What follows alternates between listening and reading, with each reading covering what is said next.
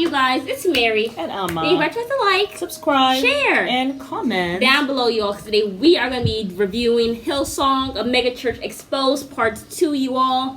Yes. And we're going to get right into you guys. This one is all about sex affairs and sexual assaults coming from pastors onto students. Yeah. I mean, it just gets worse. There were some students who go to the Hillsong College. Yes. And they were saying that there was a lot of emphasis placed on purity, whether you have done drugs. Which, I do agree. I do agree in terms of sex before marriage. Of course, most of the time that's not going to be the case. It wasn't for me, so I do know that, but after living for 50 plus years, I always advise young people, hey, it's always, better to wait. And even if you have not waited, it does not mean that your life is over. It doesn't mean that you are unpure. It doesn't mean any of that stuff. I feel like we all make mistakes. Nobody is 100% pure or whatever. Absolutely. So that has always been my take on it. I do also agree that it's actually best to wait before marriage to have sex. That's what I think, because I feel like by the time you start doing soul ties, connecting with somebody, everything, sometimes it can just lead down a bad road. Exactly. You know what I'm saying? So I do agree on that. But me sitting down here, I don't agree with this whole thing of holding that you must be pure over somebody's head. I think it's dumb. I think it's a college's place. It's not a place for a college to be talking about. Yeah. Oh my goodness gracious. Our cat is trying to bring down our... What's wrong with you, we're videotaping. Anyway, I feel like for them to really get into the nitty-gritty of your life and asking you all of these questions, it's really none of their business. No college should be doing that. Even if it's a church school, you should be talking about the Word of God, not what that like a one sentence thing. Like, here we are trying to encourage people to be abstinent as opposed to having sex before marriage, but that really should be all. I don't agree with now you're going to sit someone down. You want to hear, because we've always said on this channel, women should not be telling anyone about their sexual history, how many people they've been with, or even discussing past relationship. It's none of their business. You take yourself to God and you discuss that with Him. You pray. You don't go to the preacher. You don't need to talk to your Savior. That's who you talk to. The man, the human being, is not your Savior. Whether he's your spouse, he's not. Even if it's your preacher or your pastor, you don't have to go confess your sins to nobody. You go pray directly to them. And because they can't help you. They're just a human being just like you. They're not a prophet. Even I wouldn't go to a prophet and go tell all my sins either. I'll go to God. All they can do is probably use it against you, and that's what they did. This girl said that they did. She was a student of it. She had a boyfriend or whatever and stuff like that, and apparently one night they ended up having sex or whatever. They felt so horrible. They were dating, but they ended up going to the pastor or whatever. I think his name was Carl. I think it was Carl to confess their sins or whatever. We had sex last night and all that stuff, and then they were told, did you use protection? And they said yes. And they said, oh, well, it's planned. It was planned. So you guys need to break up. Yeah. Da-da-da. This is not going to work. Yeah. And then the other thing, they took them off of worship teams and all of that. Like, just kind of making them feel so impure, making them feel like crap, Yeah. And all this to say, here comes the Carl Lentz. Having an affair. Having a whole affair. And the woman's name was... I want to get her name right. I think it was Raneen Karim. As soon as I saw that name, I said, "Oop, that's a Muslim name." Her parents are Muslim. She does have a Muslim background. A Palestinian background, I think. Right, and they're Palestinian. And she said that in their family, the men had all the power and stuff like that. So she has been on this, I guess, rebellious thing. Tied herself to this guy who saw her, asked her if she was Middle Eastern, just started walking with her. She was walking home and he just met her at a park. Started walking with her. He was staring at her the whole time he was there. And said he knew a lot of Middle Eastern people. And they're the most beautiful women, da-da-da. Right. Talked her up.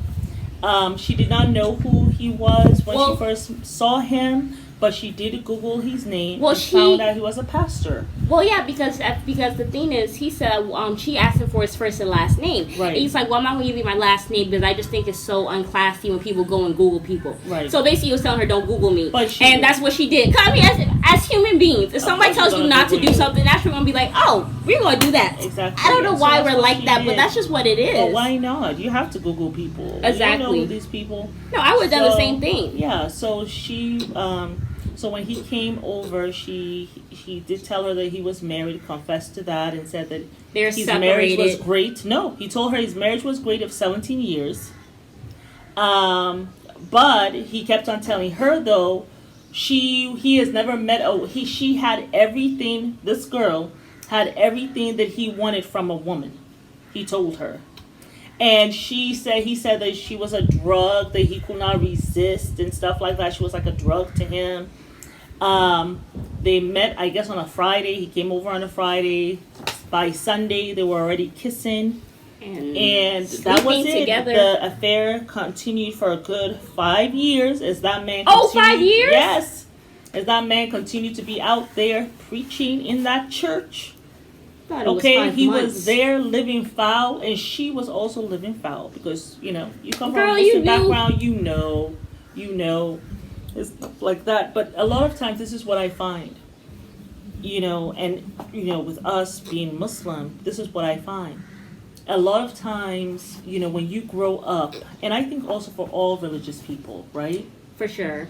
You grow up in this religious home, and the parents are all really strict, You rebel. You do. Children rebel. Like I think I told you guys a story. Well, I didn't go into details, but I did tell you I ran away from home when I was 12. Yeah. Thank God my mama found me. Okay. She beat the hell out of me. But it kept my tail at home until I left home when I was 18. Yeah. Because I probably would have been gang raped that night. Yeah. And all kinds of craziness. If you guys want to hear the story, let me know. I will go into detail about the story when I ran away from home. But, my dad was Muslim. My mom was Christian. Yeah, we did grow up in a semi-strict home, I can say. I say semi because my father was very strict, but my mom was very easy. You know what I'm saying? But, and my father traveled a lot, thank God. He was a diplomat, so... when he was gone, my mom would be like, okay, party in the house. Yeah. So that's why I said semi. But even with all of that, it was a relatively strict home. Most African homes are anyway, regardless what religious background you come African from. Homes are they're just strict. Okay. That's just the culture. But I find that as soon as we get out of that area, we rebel. And sometimes we even rebel like I did in the home when you were there, Yeah. So that happens. And I can see her, now she's in America, obviously. That's also the culture she comes from where, she was like, and that Arab culture is also strict, just like the African culture is strict. Well, sometimes it's really too strict on the women. Yeah. And then sometimes they don't even let the women read the book, but they'll be interpreting it. It's hypocritical, too. Yeah. Because you're strict on the women, but you're not strict on the sons. And that's how it is. Even in the African culture, the Arab culture is the same thing. You guys even though that's not what the book teaches, please tell us. Regardless what their religion is, that culture is a strict one. Arab culture is strict. Yeah. African culture is strict, mostly, Of course, there are one or two or whatever. Some of them are not, but just for the most part. And so she's now here in America. She's getting her, I guess, her freak on or her groove on, whatever. I kept on thinking about the Muslim parents, the Muslim Arab parents, when they heard all this. Or if they even watched it, they probably don't even watch it. But still, girl, it's out there for auntie, uncle, cousins to hear. Oh, my God. When I saw that, I was just like, oh, God. But, yeah. So I was just like, man. Because you said the name, I was like, man, don't tell me she's Muslim. Please don't tell me she's Muslim. Yeah. I mean, and then when I heard about the breakdown, and then when I heard about what was going on, how she knew from the beginning, I was like, I was like, so she continued this affair. My goodness gracious! But Carl Lexter here being a pastor, he's preaching all the time, and then you're sending her videos of you topless. Hey, he was like this. Hey, girl. Just thinking about you. Like this was him, shirtless in the middle of the night. Hey, girl. Just driving, just thinking about you. It was so degenerate. I was like, what is this? I don't know. What is this? It was. But that's what he was doing, and he was not the only one doing this. They talked about another pastor who sexually assaulted a girl. And this was at the Hillsong College. They went to some party. She went with a friend of hers. She was not drinking, but he was drinking heavy. Her and her friend were not drinking, but he was drinking heavily. Came to her, started groping her thigh as she was trying to leave. Raised up her shirt, kissed her stomach, like touching her inappropriately. So finally, when she was able to, and she kept on saying, "No, this is not right. You're a pastor." She kept on trying to talk to him. He continued. So finally, when she was going home, one of his drivers. No, it was his friend, because the thing is, the friend actually walked over to her when he saw this man's hand was on her thigh, and he was like, "Okay, it's time to go," or whatever. And then he quickly assaults her before she even gets a chance to leave. Yeah, and the friend was in the car, all in public. All in public. So this has to be something that this man has been doing. Yeah, and that the friends are probably You know what I'm saying? And maybe sometimes the women probably are in such shock, these young girls. Yeah. Or these young women are in such shock. Some of them maybe just are in shock while he has non-consensual sex with them, or probably rape. Because this is not the first time this man has done that. No. You don't meet a woman and you're drunk and you start kissing her tummy and raising up everything, and this is your first go around. No. Yeah, no. And he did that in public with his friends, other women. He is used to doing this whole orgy stuff, probably. Yeah. So the friend starts trying to tell her. Well, he's not like that. He just was intoxicated. He's just intoxicated. Forgive him. Please don't tell anyone. Anybody. And her parents were pastors. So she really not in that church, but in another church. Her parents were pastors. So that's the woman that he did this to. So she actually reported it to the school. They brought her in three times to question her. Well, question trying her. To discredit her. Are you sure you weren't drinking? He touched you? How? Are you sure you just imagined it? Yeah. Are you sure this happened? How could you be sure if you were drinking? I said I wasn't drinking. Yeah. Oh, you weren't drinking. But you were hanging around men that were. Did you tempt him? Crazy stuff. They just crazy stuff. For 3 times they questioned her. And so anyhow, finally, she let her parents know. And then even Brian Houston, when the father called, had the nerve to say, "Oh, this can even happen in your father's church." Brian Houston is the son of the founder of Hillsong. We gonna talk about that sick ass daddy later. And then he comes out. So, and the thing is, everyone knew. Some of the staffers knew that this was going on with the pastors. Yeah. Why wouldn't it? You have Carl Lentz, who's right there at the very top, handpicked by Brian Houston.